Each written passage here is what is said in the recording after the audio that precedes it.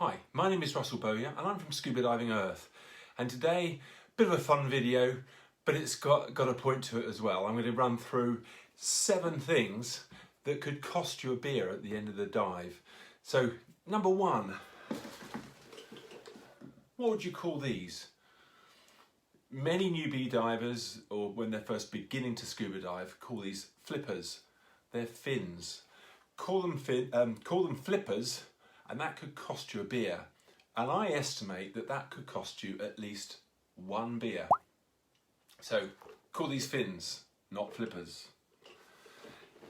Number 2, you can't help but notice I've got a tank standing here. Now, it's fine because I know it's there, but at the end of the dive, unless you're putting it into a safe compartment, say on a dive boat, don't leave it standing up. Because if this falls, and that falls on someone's foot, it could break their toes. Also, if this fell on something hard, and it fell hard, that could shear off. It's unlikely, but it could happen. And that could cost you a number of beers. Now, because of the severity of that one, and it's quite dangerous, I'm going to score that 3 beers that could cost you.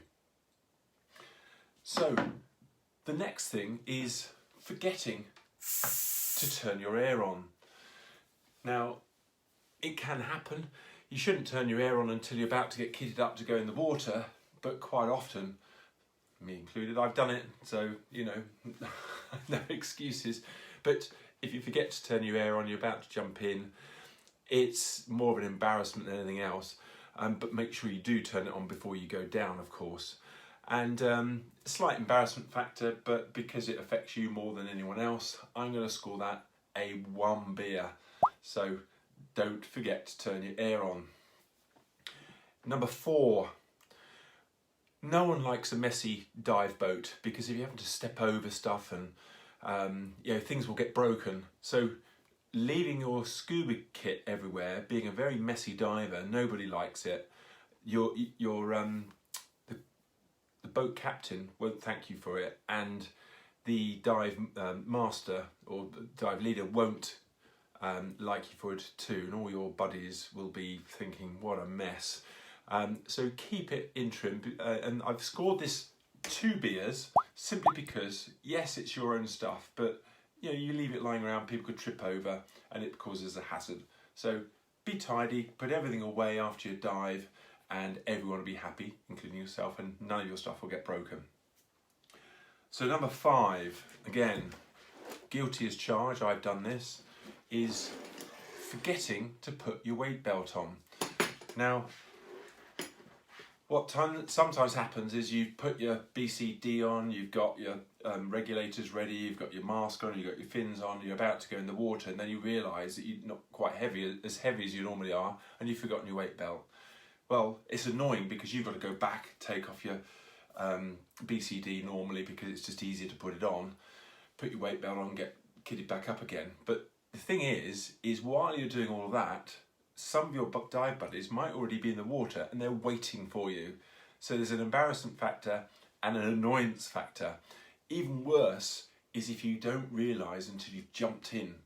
Because if you've jumped in and you haven't got any weight, you might have to get out of the boat. But what can happen if you've got a BCD with pockets, they can hand down some weights and put it in, but not ideal.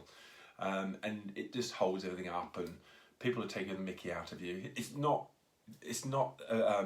too bad, but you know, they will take the mickey out of you. And because it affects you but can impact others as well, again, I've scored that 2 beers. So don't forget your weight belt. Number 6. Now, there is a side to this that could cause you problems, but it's mask squeeze. And excuse me. Now, you can quite easily prevent mask squeeze by just breathing into your mask as you go down to equalise the airspace in there, because as the pressure builds as you go down, particularly in the first 5 to 10 metres where the biggest pressure changes, just remember, as you're equalising your ears, and you'll notice to do that because it will start hurting, mask squeeze doesn't hurt, you won't really notice it. So just breathe out your nose and everything will be fine.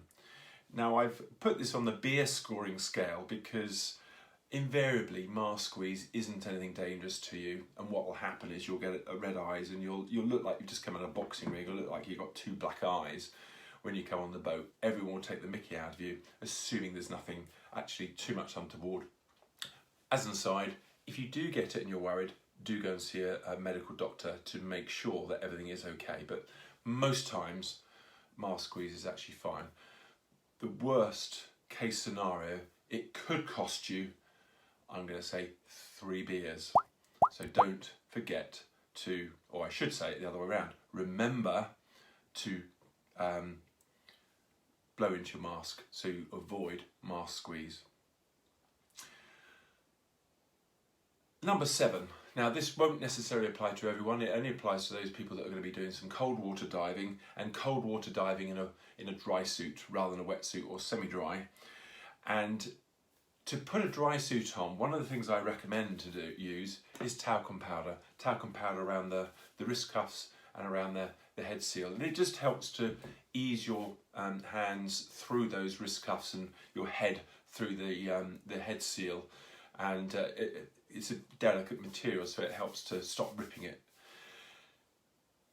Tip: when you put this on, make sure your dive colleagues aren't downwind of you, and don't do it standing up and right up high, because the higher you are, the more you do it up high, and if your dive colleagues are downwind, this is very light, very fine dust. It'll blow in their faces.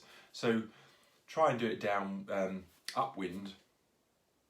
No, so you're downwind of them, sorry. So hopefully the wind is blowing it off the boat and away from your fellow divers, and do it quite low down to the ground, because the lower it is to the ground, the less likely they're going to get a face full of talcum powder. They get a face full of talcum powder, they won't thank you for it. They'll probably be coughing and spluttering and blinking their eyes because it'll all be in their face. I've scored that actually 2, because it's really impacts on other people. So 2 beers for that one, I'm afraid. Finally, just being a plain nice person might cost you some beers, because you may think that you've had a fantastic dive, you've seen your first manta ray or your first shark, first whale shark maybe, and you're just so elated. This is not costing you a beer as such. This is, you want to buy a beer for everybody. So just make sure you have loads of fun when you're diving and enjoy it. And particularly if you've got any questions, or you want any, if you've got any comments, please pop them down below, because I want to be able to answer any questions you have. I want to be able to help you. And please give us a thumbs up, and please subscribe to the channel. That's always very helpful. If you subscribe, I'll be doing loads more of these videos. I mean, this one's a bit of fun, but I'll be doing lots of tips for beginner or newbie divers along their journey, learning to dive and getting more experience. Thank you very much for listening. My name is Russell Bowyer, scubadivingearth.com. Take care and happy diving.